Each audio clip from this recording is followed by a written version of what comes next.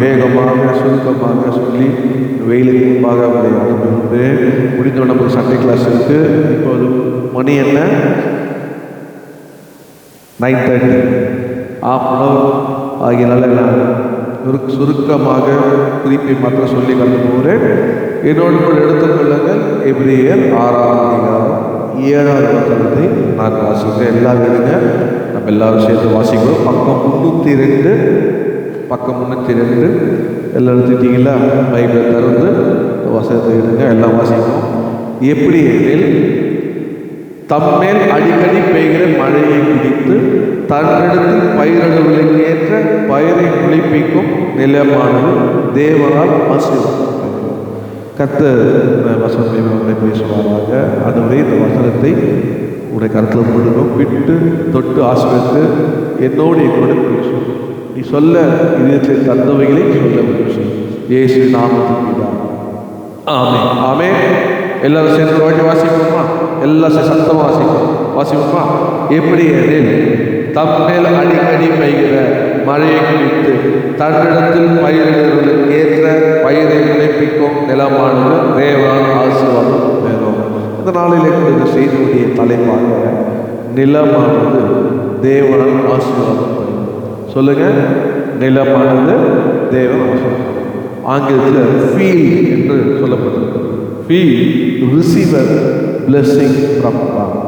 Feel receive blessing from God. பாருங்க, இந்த வசனத்தில் சொல்லப்பட்டிருக்கிற இந்த காரியங்களை பாருங்க, எப்படி தேவனால் இந்த நிலமான ஆசீர்வாதம் இருக்கணும்.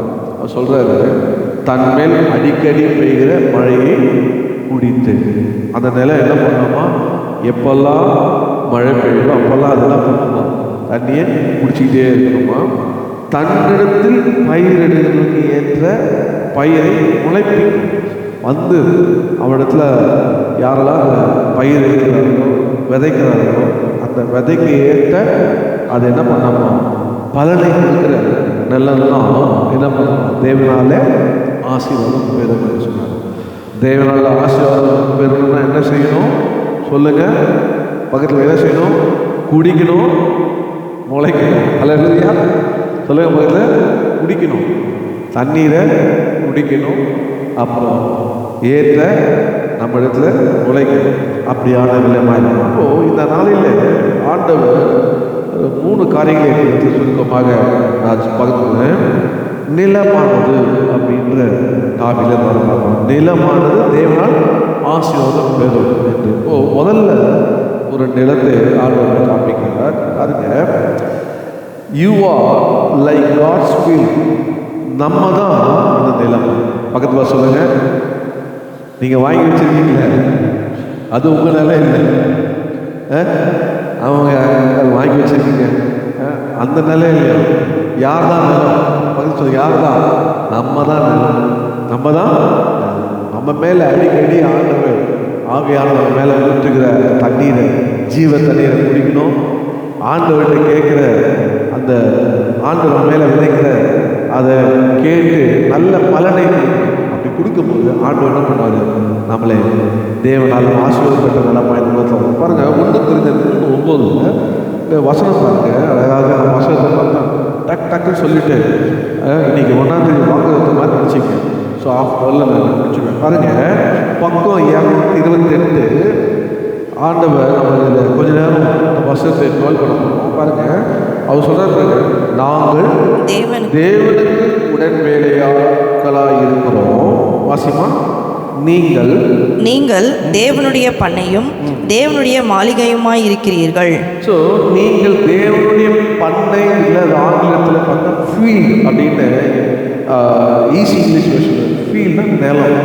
நம்ம ஏன்னா தேவனுடைய நிலமாக இருக்கும். நம்ம தேவனுடைய, அதான் சொன்னேன், you are like God's field. நம்ம தான் தேவனுடைய நிலம்.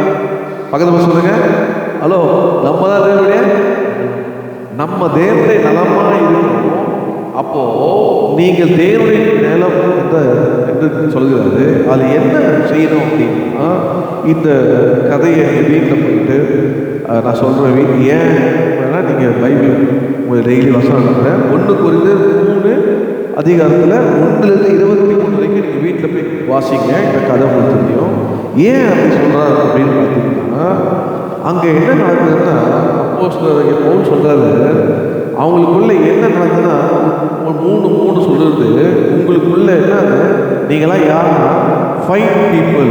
சொல்லுங்க, சண்டை போடுற ஜனம். ஃபைட் பீப்புள், சண்டை போடுற. உங்களுக்குள்ளே வாக்குவாதம், உங்களுக்குள்ள போராமை, உங்களுக்குள்ள இருமாப்பு, உங்களுக்குள்ள மாம்சம், உங்களுக்குள்ள எல்லாமே இருக்கு. அதெல்லாம் நீங்கள் யாரெல்லாம் நீங்கள் ஃபைட் பண்ணுற பீப்புளாக இருக்கீங்க அப்படின்னு சொல்லி அவர் அவங்களை காண பண்ணுறார். ஒருத்தர் சொல்கிறான் நான் பவுலை சேர்ந்தேன் தெரியுமா, ஒருத்தர் சொல்கிறான் நான் அப்போலோ சேர்ந்தேன். ரெண்டாவது அவர் சொல்கிறார், 4ஆம் வருஷம் பார்த்தீங்கன்னா ஃப்ளஷ் பீப்புள். நீங்கள் யார்? Fight people. என்ன பண்ணாது, தேவனால் சண்டை போடுற, எப்போ பார்த்தாலும் சண்டை போடுற கேஸே இருக்கும். அது தேவனால சொல்லு ஆசீர்வாதம். எதுக்கெத்தாலும் சண்டை தெரிஞ்சதுலாம் நீங்களே சொல்லுவீங்க.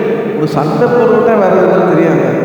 சண்டை போடுற கேஸ் என்னது, சண்டை போடுற நல்லது தேவனால் ஆசீர்வாதம் என்னது. அதே மாதிரி மாம்சம் ப்ளஸ் பீப்புள் சொல்ல 4ஆம் வருஷம் ஒருவன் நான் பவுலை சேர்ந்தவருக்கும் ஒருவன் பவுலை சேர்ந்தவருக்கும் சொல்லுறபடினாலே நீங்கள் மாம்சத்துக்குரிய ஃப்ளஷ் பீப்புள். பக்கம் சொல்லிக்கிறீங்க யாரு? Flush people. மாம்சத்துக்குரிய வரும்போது ஆள் ராசிக்கவே மாட்டாங்க. மாம்சத்துக்குரிய நம்ம ஆவினால் அழைக்கணும். அப்போது நம்ம என்ன உழைப்பு 8 ரோமர் 8 பார்த்தீங்கன்னா மாம்சத்துக்குரிய ஆவினால அழைப்பில் ஆனால் நம்ம உழைப்பு சொல்லப்படுது. அப்போது ரெண்டாவது சொல்கிறாரு, நான் மாம்சத்தில் இருக்கிறவங்க ஆண்டு என்ன பண்ண மாட்டாங்க, நிலத்தை ஆசி பதில் சொல்லுங்கப்பா. மாம்ச சுபாவம்லாம் வச்சுருக்கீங்கன்னா ஆண்டவர் என்ன பண்ண மாட்டார், ஆஸ்வதிக்கவே மாட்டார். இந்த நிலம் பார்த்தாலே மாம்சமான நிலம், இது ஆண்டவர் ஆசைக்கலாம். 3ஆவது பாருங்க, அதுலேயே சப் பாயிண்டாக சொல்லுங்க எப்படி இருக்குன்னு சொல்கிறாரு. 5ஆவது பவுல் சொல்கிறது பாருங்க, பவுல் யார், அப்போலோ யார், கர்த்தர் அவனுக்கு அருள் அளித்தபடியே நீங்கள் விசுவாசிக்கிறதுக்கு ஏதுவாக இருந்த ஊழியக்காரர் தானே. அப்போ அங்கே 4ஆவதாக, அதாவது 3ஆவதாக நம்மளாம் யாரா ஃபெய்த் பீப்புள். சொல்லுங்க, ஃபெய்த் பீப்புள். விசுவாசம் அமைக்க பலிபடுத்துறது விடுகிற வார்த்தை. யாரெல்லாம் விசுவாசிக்கிறாங்க அவங்க விசுவாசம் உள்ள ஜனங்கள். விசுவாசி கர்த்தருடைய வார்த்தை அடிக்கடி சொல்வேன், எந்த பிரசங்கத்தை கேட்டாலும் அந்த வார்த்தை தான் நீங்கள் பார்க்கணும். தவிர வார்த்தையை பேசுகிற பவுலை பார்க்கக்கூடாது, வார்த்தையை பேசுகிற அப்போலோ பார்க்கக்கூடாது. வார்த்தையை பேசுகிற நீங்கள் அல்ல, உங்களிலிருந்து பேசுகிற பிதாவின் ஆவியார் சொன்ன ஆவியானுடைய வார்த்தை என்று சொல்லி அந்த வார்த்தையை நீங்கள் என்ன பண்ண விசுவாசித்து அந்த வார்த்தைப்படி என் வாழ்க்கை இருக்கா, இன்னைக்கு சொல்லப்பட்ட இந்த வார்த்தைப்படி என் வாழ்க்கை இருக்கா. அதுதான் சொல்கிறோம். பிரசங்கர் என்ன சொல்கிறாங்கன்னா, நீங்கள் டைரி எடுத்துவாங்க, நீங்கள் கொடுக்குற தலைமை எழுதுங்க, ஒவ்வொரு குறிப்பை சொல்லும் போது அதை எழுதுங்க. அதை எழுதும் போது என்னன்னா ஒரு உணர்வு வரும். இப்போ எழுதுங்க, இந்த வார்த்தை இல்லையே, அப்பயே ஜோம் ஆரம்பிச்சிங்க, ஆண்டவரே இந்த வார்த்தை இருக்கிறது உதவி செய்யுங்க அப்படியே எழுதி இதெல்லாம் ஆண்டவர் ஒப்புராகணுமோ நீங்கள் வீட்டில் போய் அந்த ஒப்புராகணும் தான் எழுத சொல்லுவாங்க. மற்றது சாமியுடைய மெசேஜ்லாம் சொல்லிக்கிட்டே இருப்பார். கை மற்ற சிலர் ஓடும்.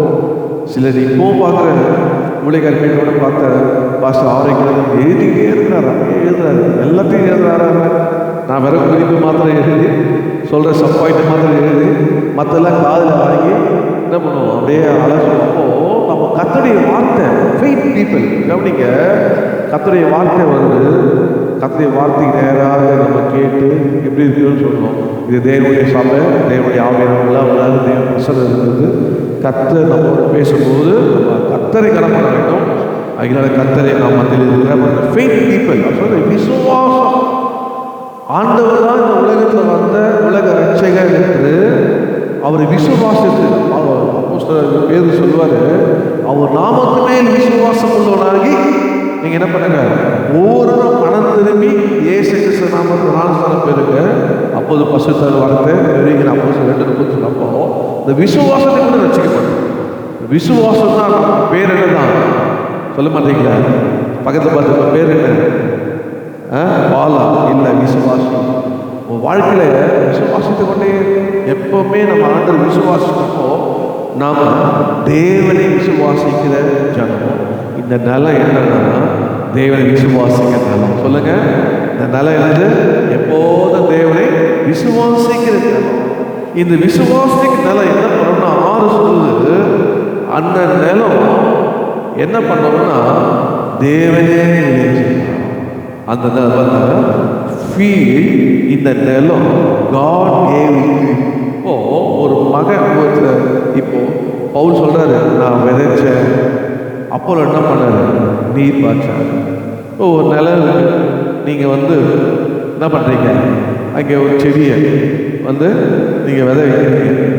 உடனே அது தண்ணி இல்லை, வேற ஒருத்தர் பார்க்குறீங்க, அது காஞ்சி போச்சு. அப்படி என்ன பண்ணுறீங்க? தண்ணி ஊற்றுறீங்க. தண்ணி ஊற்றோன்னு உடனே அது முளைக்குதா? முளைக்காது. விதைச்ச உடனே முளைக்குதா? முளைக்காது. அப்போது விதைச்சி தண்ணி ஊற்றி நீங்கள் போயிடுறீங்க. ஆனால் ஆண்டவர் தான் என்ன பண்ணுறாரு? அதை விளைய செய்கிறாங்க. அப்போது வசனத்தை விதைக்கிறாங்க, தண்ணி ஊற்றுறாங்க, ஆவினால் அபிஷேகம் பண்ணி உங்களுக்கு பண்ணுறாங்க. ஆனால் யார் தான் அதை விளைய செய்கிறாங்க?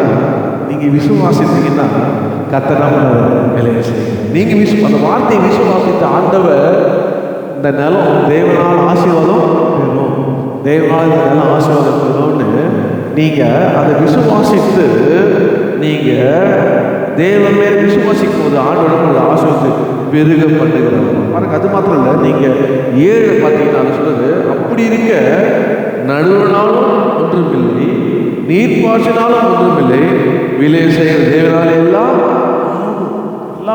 தேவனால் எல்லாம். என்னால் ஆகாது, அவர் சொல்லிட்டாரேன்னு ஆயிடாது, இவரு ஜெபிச்சிட்டாரே ஆகாது, இவர் நல்லா அபிஷேகம் போட்டு தலையாடி கத்தி கித்தி கூச்சல் போட்டு அதை ஓட்டு எது பண்ணாலும் எதுவும் ஆகாது. கர்த்தர்தான் பண்ணாரு எல்லாம் சொல்ற. எப்படி மரியா சொல்ற, இது எப்படி ஆகும்? நீ விசுவாசித்தான் தேவனுடைய மகிமை காணும். அதான் எப்பவுமே ஆண்டவர் பழைய ஏற்பாடுல என்ன பண்றாங்க? ஜனங்கள்லாம் வரணும். யார்கிட்ட வரணும் சொல்ல மாட்டீங்க? ஆசாரிகள் எல்லா ஜனங்களும் ஒவ்வொருத்தர் தங்களுக்கு வேண்டிக்கொள்ளு, தங்களுக்கு பாவத்தை நிவாரி, இப்படி எல்லா ஜனங்களும் வரணும். ஆனால் இயேசு அந்த திரையே கிழிச்சிட்டு மத்தியஸ்தராய் நடுவில் வந்துட்டார். நீங்களும் தேவனை சொல்லி இயேசு வழியாய் தேவனத்தில் கொண்டு போகிற வழியை உண்டாக்கினார், புதிய மார்க்கத்தை உண்டாக்கினார். நீங்களும் கர்த்தர்.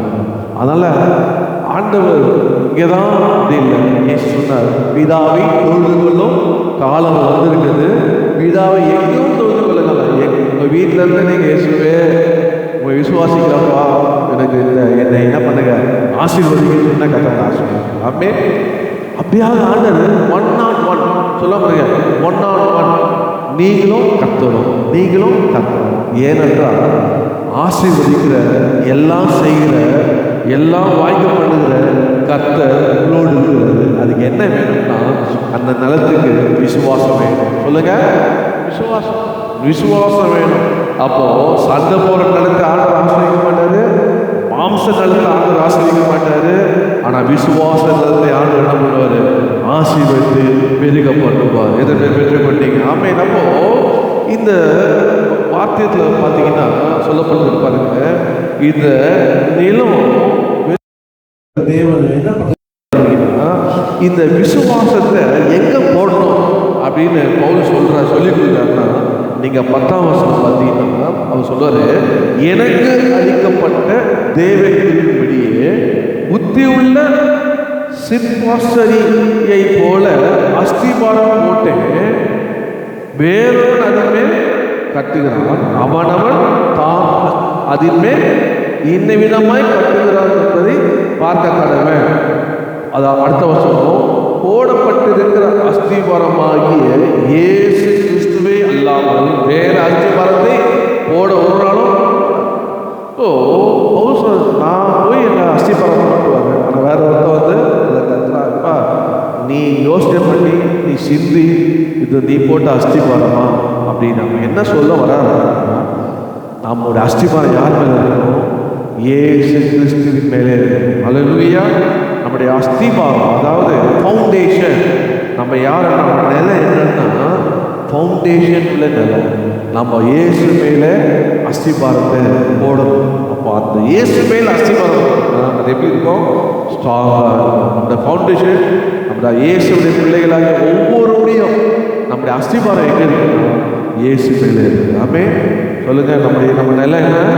இயேசு மேலே அஸ்திபாரம் போட்டது. இந்த அஸ்திபாரம் இயேசுல இருக்கும்போது நம்முடைய வாழ்க்கையில என்னதான் இருக்குமா? அந்த ஆசீர்வதிக்கப்படும்.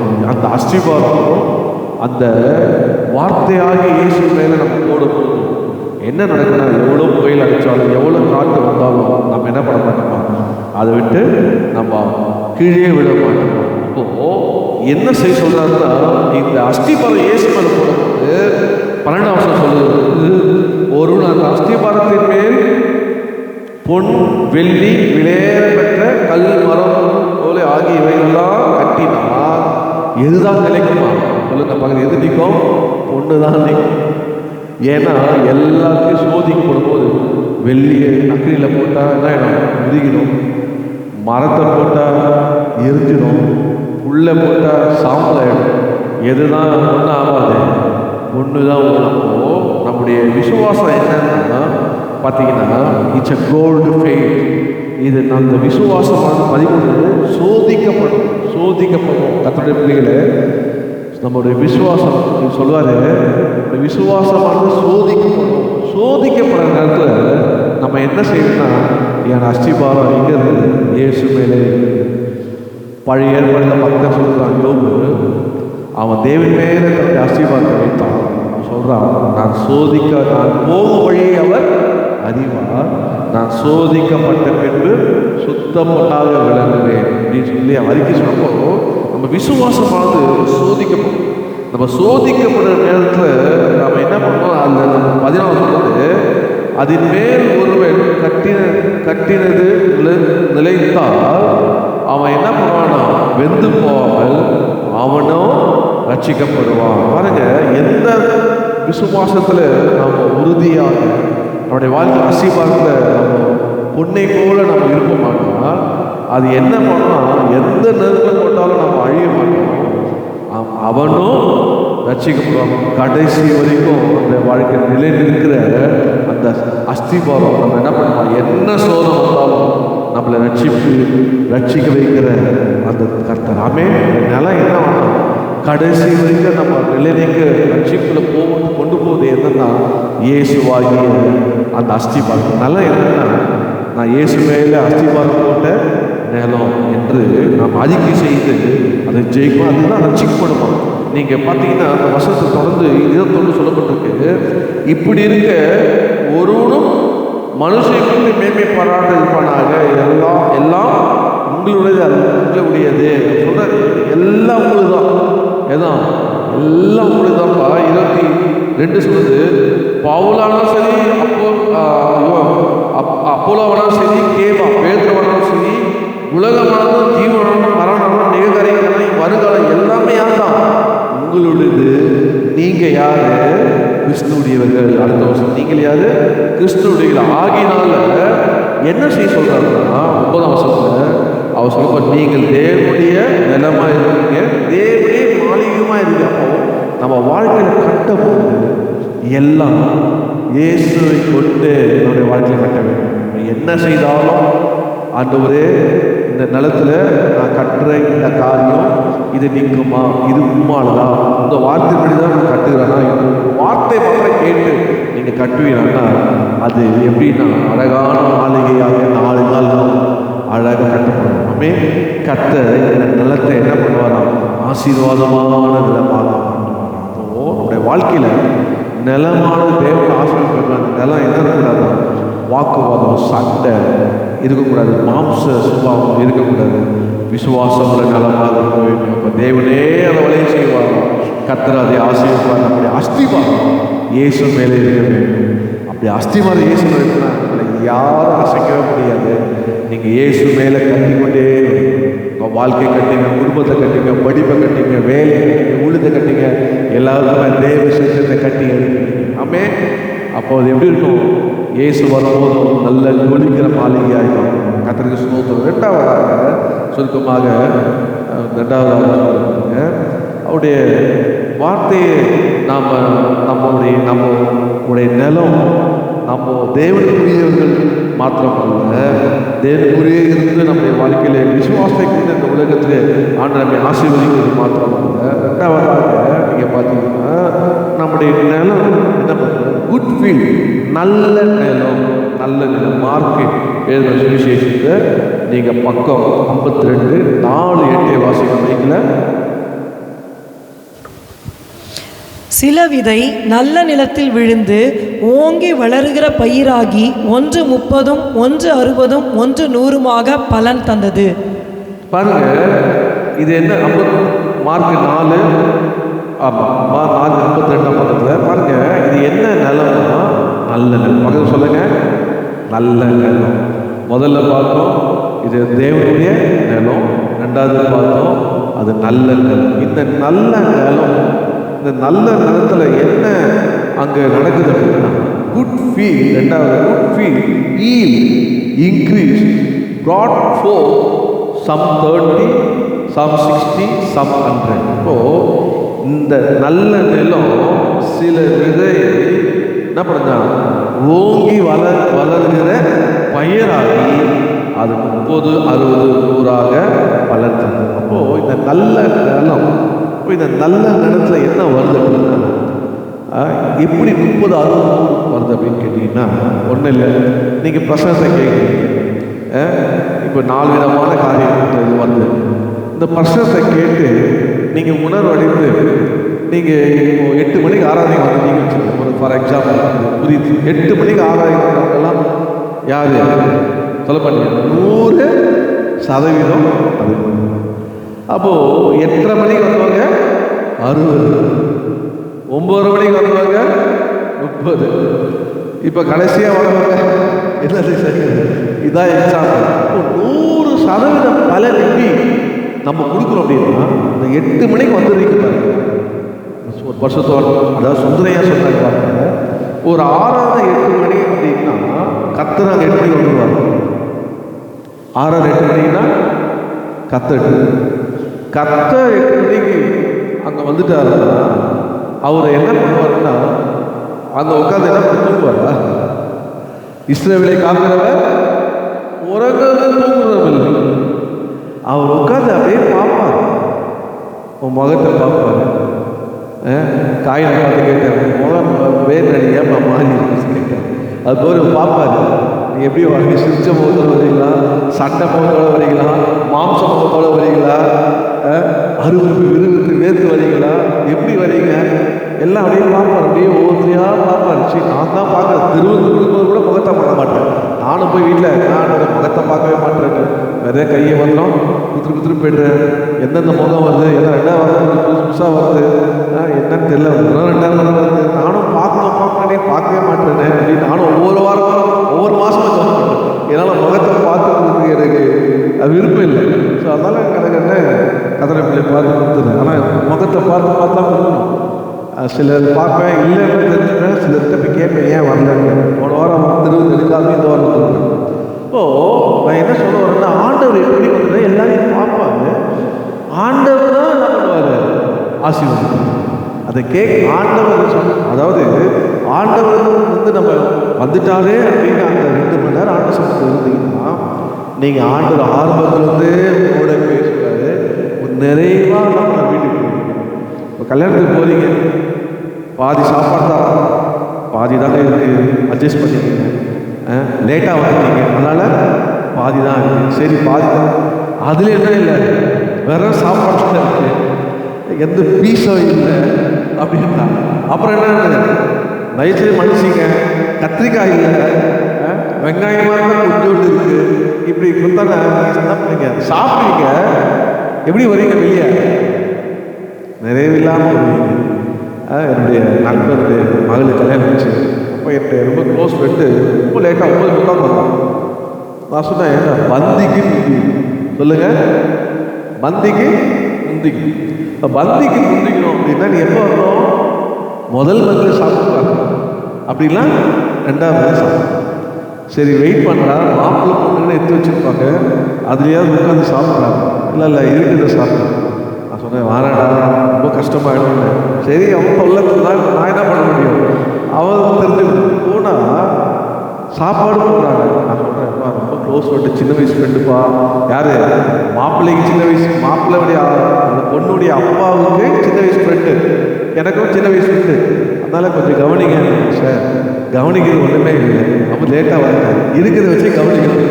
பார்த்தா சாப்பாடு கொடுத்தோம், பார்த்தா அதில் மட்டன் பிரியாணியில் மட்டனே இல்லை. அவங்க பொண்ணு வேற பக்கத்தில் கூப்பிட்டு வந்தார், அது சாப்பிட மட்டன் சொல்லி அதை கூப்பிட்டு வந்தார். பாவம் தேடி சாப்பாடு என்னதான் இல்லை, மட்டன் இல்லை. சரி கத்திரிக்காய் கத்திரிக்காய் இல்லை. சரி ஆணை கேட்டால் ஆணை இல்லை. ஸ்வீட் கலர் எதுவுமே இல்லை.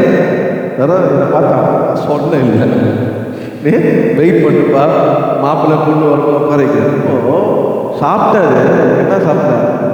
மன நிறைவோட 8 மணிக்கு நீ உள்ளே வந்துட்டு போகும்போது கத்துற ஆர்வத்துலேருந்தே இருங்க, பாடுங்க, குதித்த வசத்தை கேட்டேன் அப்படின்னு சொல்லி மர நிறைவோடு பாருங்க. 4 காலம் எப்படி 30 அப்படியே டபுள் ஆகும், அப்படியே ஆர்வம்.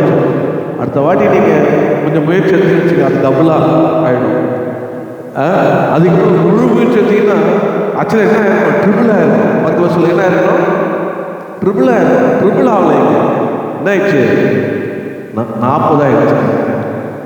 ட்ரிபிள்னா 90 ஆனால் ட்ரிபிள் ஆகல. ஆள் நடக்கிறாரு 100க்குறாரு, 99 95 இல்லை, 100% உங்களுக்கு பிளஸிங் அப்படின்னு ஆண்டு ஆசிரியர் பாருங்க. அப்போது எப்படி தரோம்னா நீ வசனத்தை வாசம் டக்கு டக்கு வசனம் வந்து காமிச்சு பாருங்க. அந்த வசனத்தை முதலாவது என்ன 11 12 பார்த்தீங்கன்னா அது சீஷர் கேட்குறாங்க, எப்படி பலன் தருது அவர்கிட்ட கேள்வி கேட்குறாங்க.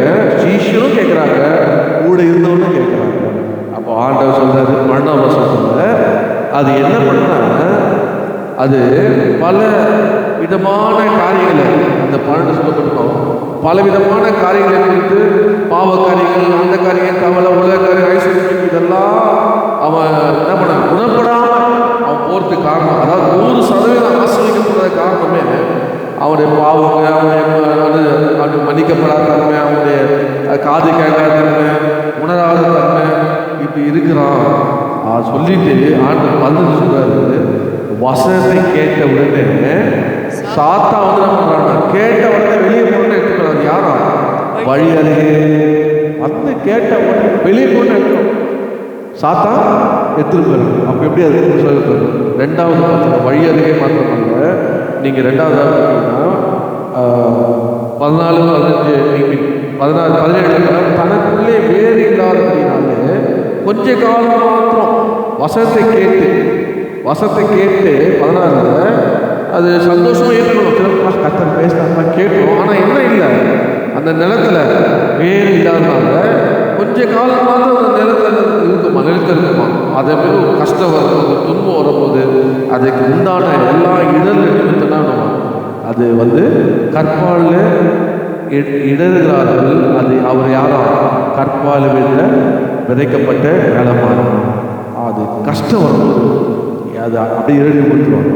3வது சொல்கிறாரு, அடுத்தது யாரும் சொல்கிறத 16 அவர் சொல்கிற காரியங்கள் வந்து அதான் முதல்ல வந்து பார்த்தீங்கன்னா அவங்க பல அன்வில்லிங் வந்து 10 11 12, 2வது வந்து வழியறிந்து விடுக்கப்பட்டது 14 15, 3வது வந்து கற்பாறையான நிலம் வந்து 16 15, 4வது உள்ளுள்ள பாருங்க 18 19. என்ன சொல்றாருன்னா வசனத்தை கேட்டு அவங்களுக்குள்ள என்ன இருக்கான், உலக கவலைகளும், வசனத்தை கேட்டால் கவலை போயிடும். ஆனால் கவலை, ஐஸ்வர்ய மயக்கம், மற்ற பற்றிய சாண இச்சைகள் எல்லாம் அவனா உள்ள பிரவேசித்து வசனத்தை நம்ம நெருக்கி கொடுத்து ஆக்சுவலாக வசனம் உள்ள வந்தோடனே இதெல்லாம் வெளியே போகும். அப்போ தான் அது பலன் சொல்லுவோம். அது என்னம்மா, அது வந்து உள்ள இடங்களே விதைக்கப்பட்டது. கேட்ட ஒரு பலனும் இல்லை, அப்படியே அது உள்ளே வச்சுட்டு என்ன பண்ணுறாங்க, அதை வசனத்தை நெருக்கி கொடுக்குறாங்க. கடைசியாக ஆண்டு சொல்கிறாரு, நல்ல நிலை அதை ஏற்றுக்கொண்டு நீங்கள் வாசிங்கன்னா வசனத்தை கேட்டு ஏற்றுக்கொண்டு சொல்லுங்கள், ஏற்றுக்கொண்டு கர்த்தர் பேசினா அப்படின்னு ஏற்றுக்கொண்டு அந்த வசனத்தை கேட்டு, இந்த வசனத்துக்கு நான் இருக்கிறனால அதை கேட்டு இந்த நிலம் ஆசிரியப்பட்டிருக்கு, நான் என்ன செய்ய வேண்டும், இன்னைக்கு என்ன கர்த்தர் பேசினா இந்த நிலமாக தேவன் ஆசிரியப்படுமே அப்படின்னு வசனத்தை கேட்டு அதை ஏற்றுக்கொண்டு கேட்க பார்த்தேன், நான் ஏற்றுக்கிறேன், நான் ஏற்றுக்கிறேன், அதுவரை நான் ஏற்றுக்கிறேன். இந்த வசத்தை நான் ஏற்கிறப்பா சொல்லி ஏற்றுக்கொண்டு அது என்ன பண்ணணுமா, அப்போதான் 30, 60, 100 பலன் இருக்கணும். இவரிலே நல்ல நேரத்தில் வைக்கப்பட்ட அது கத்த சொல்லணும். கேட்கணும், அதை ஏற்றுக்கொள்ளணும், பலன் கொடுக்கணும். இதுதான் என்ன நிலம்? நல்ல நிலம். அல்லேலூயா.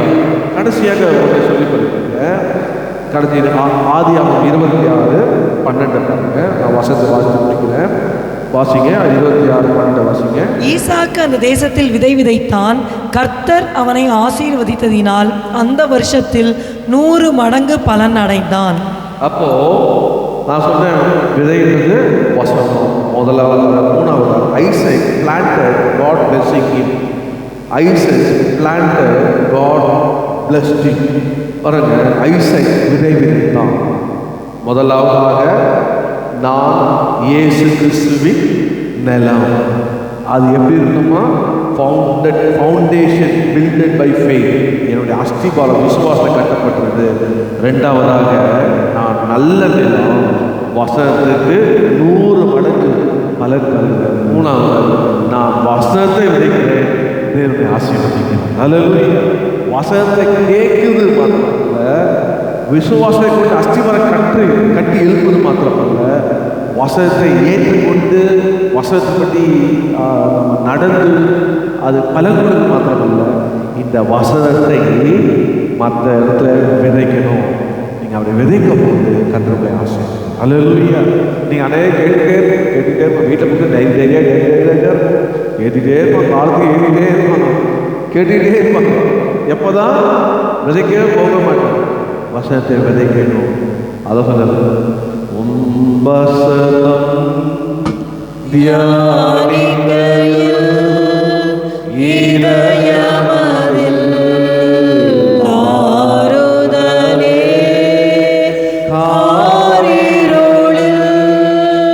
நடக்கையிலே தீபமாக வழி நடத்தும்.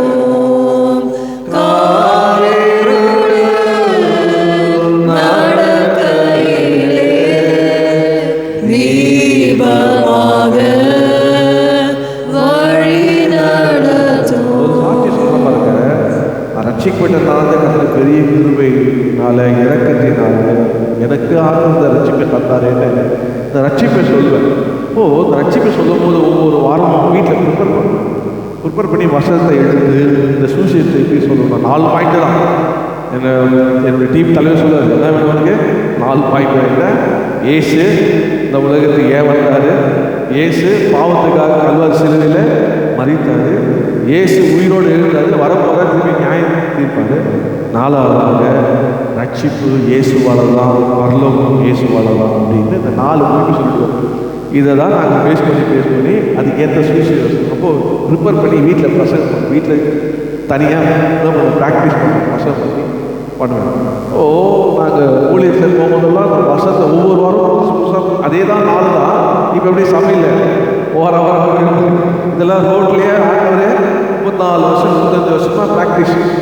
கர்த்தர் கிருபையாக தருவேன். வார்த்தை ஆண்டவன் வாக்கு கொடுத்தா சபையை தருவேன், இடம் தருவேன், வார்த்தையை தருவேன் சொல்லி ஆண்டவன் வாக்கு கொடுத்தபடினால்தான் தான் இந்த ஊழியத்தில் பொறுப்பெடுத்து தந்தேன். பாருங்க, அப்போது ஒரு கிராமத்துக்கு நாங்கள் போனோம். நாங்கள் போகும்போது தேனி மாவட்டத்தில் ஒரு கடையில் உட்காந்துருந்தார். அந்த அம்மா அந்த கடையில் இருந்தாங்க. அப்போது நான் அந்த அம்மாவுக்கு வசனம் சொல்லும்போது அந்த ஐயா தலையில் அப்போ அந்த வசனத்தை சொல்கிறேன். என்ன வசனம் சொன்னேன்? ஆண்டவர் குருடருக்கு தங்கள் அறியாத வழியில் அவர் நடத்துவார், போனலாகிய சபை ஆக்குவார், அவர் சொன்னதை செய்து முடிக்கிறவங்க கைவிடாது இருப்பார். ஆண்டவர் யாருன்னா நல்ல காலம் வருது சொல்லிட்டு போகிறதில்ல, நல்ல காலம் வருதான்னு பார்ப்பாரு. நல்ல காலம் வர வரைக்கும் கூட இருப்பார். நல்லது செய்தி நல்லது அனுபவிச்சியார் பார்ப்பாரு. அது வரைக்கும் உன்னை கைவிட மாட்டார் சொல்லி வசத்தை வச்சு காசு வச்சுப்பாங்க. கேட்க கேட்க கேட்க முகம் அப்படியே பிரகாசமாச்சு. வசனத்தை கேட்டு வசனம் ஆவி பிரகாசமாயிடுச்சு. முடிஞ்சதை ஜெபம் பண்ணுறாங்க. ஐயா, எனக்கு மாத்திரம் இல்லை, நான் இருளில் உட்காந்துருந்தேன், என்ன செய்யறது வழியே தெரியாமல் இருந்தேன். இன்னைக்கு இந்த வார்த்தை என்னை உயிர்ப்பிச்சு. இருங்க, என் குடும்பத்தை கூட்டு வந்தேன். குடும்பத்தையே கூட்டு வந்தேன். நாங்கள் வழக்கம் போல் பாஸ்டர் ஜாப் பண்ணி பாஸ்டர் தாத்தாவை சர்ப்பிக்கணும். என்ன சொல்கிறேன்னா, அவனுடைய வார்த்தை ஆவியா வசனத்தை கேட்கணும் மாத்திரமில்ல, வசனத்தை விதைக்கணும். அப்படி யாரெல்லாம் வசனத்தை விதைக்கிறாங்களோ கர்த்தர் அவனை ஆசீர்வதிப்பார். ஆமென். ஈசாக்கு தேசத்தில் விதைத்தான். என்ன விதைத்தான்? ஆண்டவர் பூர்வான ஆசீர்வதித்தார். ஆனால் இன்னைக்கு நம்ம என்ன விதைக்கிறோம்?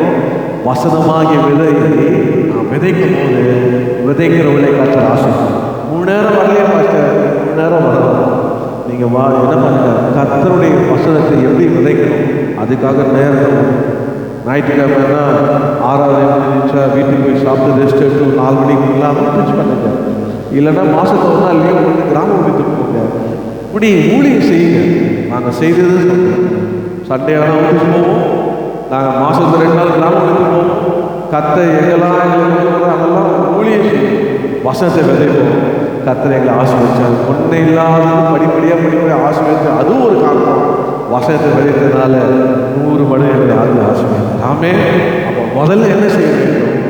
கர்த்தருக்கு இது நல்ல நிலம், விசுவாசம் உள்ள நிலம், கர்த்தர் மேல் ஆசீர்வாதம் நிலம். 2வதாக இந்த நல்ல நிலம் 100 மடங்கு பலன் கேட்டு கீழ்ப்படியும், ஞானஸ்தானம் எடுக்கும், பின்பற்றும்.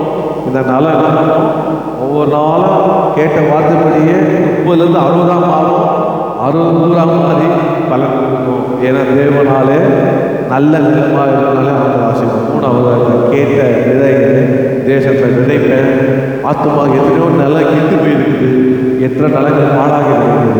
இந்த நல்ல நிலமாகி நீங்கள் இந்த விதையை உங்கள் விதையில் போட்டு கட்டி எழுப்பின இந்த நிலத்தை கர்த்தர் ஆசீர்வதித்தாரு.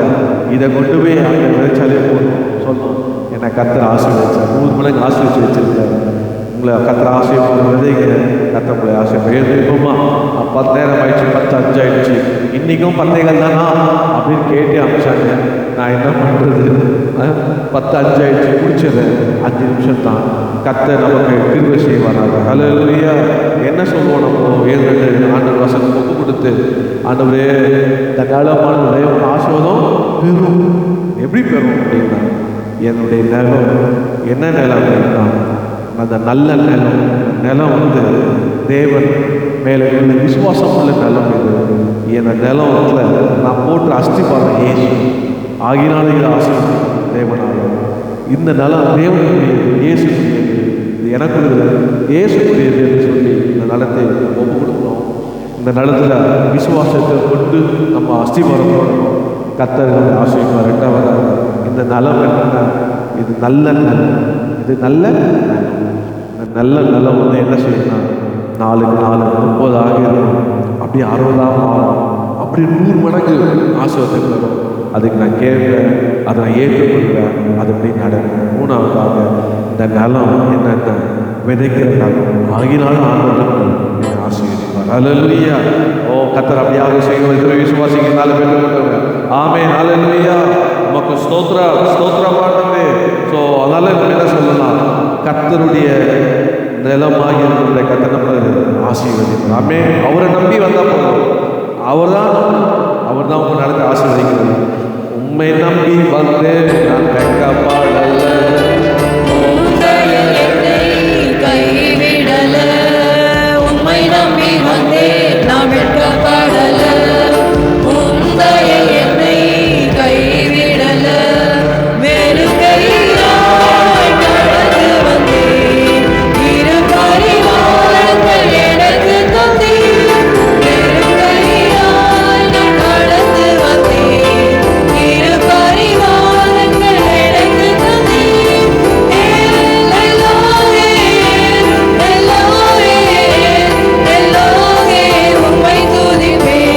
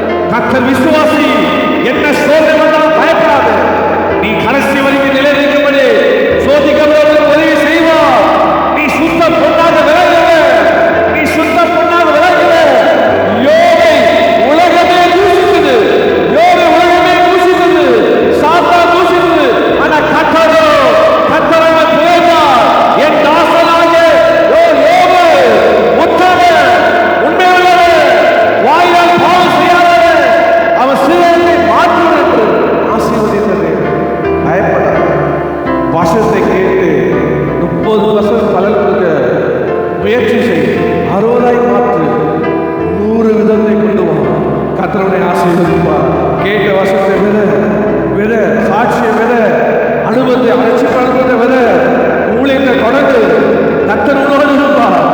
அப்படி செய்கிறவனை ஆசீர்வதிப்பார். எனக்கும் பயப்படாத, வல்லமை வரங்கள் ஆவியானவர் உன்னோடு செய்வார். பிசாசின் பிடிவுகளை விடுதலையாக்குவார். உன் மூலியமா வியாதி குணமாகும். உன் மூலியமா கட்டுகள் உடையும். உன் மூலியமா அந்தகாரம் நீங்கும். உன் மூலியமா ரட்சிப்பு வரும். உன் மூலியமா ரட்சிப்பு மக்களை சபையில சேர்க்க அபிஷேகிப்பித்த காலங்களில் கர்த்தர் வைத்திருக்கிறார். உன்னை சபையிலே கூடாத வைப்பார். உன்னை கூடாத வைப்பார். கபால சபையில் ஜெயங்களை வைப்பார். அன்பு கிருபையுள்ளவராய் இருப்பார். இந்த காலவேளை பழகி பாடல் மூலியமாக ஆராய்ச்சி உங்களுடைய வார்த்தை மூலியமாக எங்களோடு பேசும். இந்த நாளும் தேவன் ஆசீர்வாதம் வரும். இது தேவனுக்குரிய நலம். இது தேவனை விசுவாசம் வைக்கிற நலம். இது கிறிஸ்துவாகிய அவர்கள் அஸ்திவாரம் கொண்ட நலம். அதில் கட்டுகிற எங்களோடு பேசும். இது ஏற்றுக்கொள்கிற வசனத்தை ஏற்றுக்கொள்கிற இதை அன்றவரே கட்டாவே செய்கிற நிலம் என்று எங்களோடு பேசுகிறது. 100% பலன் கொடுக்கிற நிலம் சொல்லியிருப்பார். தேசத்தை விதைக்கும்படி எங்களுக்கு சொல்லியிருக்கிறப்பா. நீ ஆஸ்வதிக்க இந்த வார்த்தைப்படியே எங்களை நடத்தும். உங்களுக்கே எல்லாம் வந்த ஒவ்வொரு ஆணைகளாக ஆசீர்வதித்து இங்கிருந்து போகும்போது இது தேவனால் ஆசீர்வாதம் பெறுகிற நிலம். இது நல்ல நிலம். இது இயேசு கிறிஸ்துவின் பிரிய நலம். இது என்னை இந்த நிலத்தை ஆசீர்வதித்து தேசத்துக்கு ஆசீர்வாதம் நலம் என்று சொல்லி போகுது. துதிகரமாக சொல்லுவோம். இயேசுவை நாமத்தில் ஜெபிக்கிறோம். எல்லாரும் சேர்ந்து சொல்லுவோம். என் ஆத்மாவே கர்த்தரை உங்களுடைய பேரை என் ஆத்மாவே கர்த்தரை கர்த்தர் செய்த சகல பலன்கள் நம்முடைய கர்த்தராகிய இயேசு கிறிஸ்துவின் பிதாவாக தேவனுடைய ஆண்டவர் பரிசுத்த ஆவியானவருடைய அன்யோன்ய ஐக்கியம் நம்ம அனைவரோடும் சகல